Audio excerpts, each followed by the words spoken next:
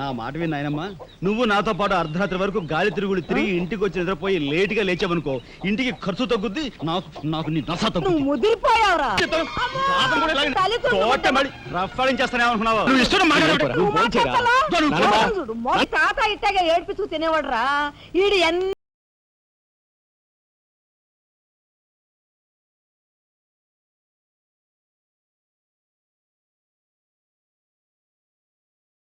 చెయ్యి చూడు ఎంత రఫ్ గా ఉంది. రఫ్ ఆడించేస్తాను. నీతో రఫ్ ఆడించుకోవడానికి వచ్చాను.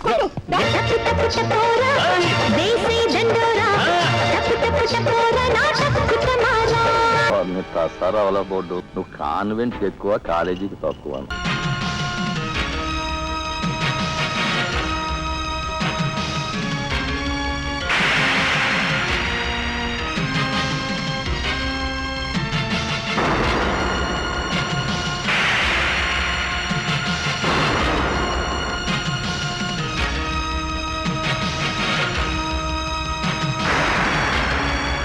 ఇప్పుడు నేను కిరాతకుడికి ఎక్కువ, రాక్షసుడికి తక్కువ.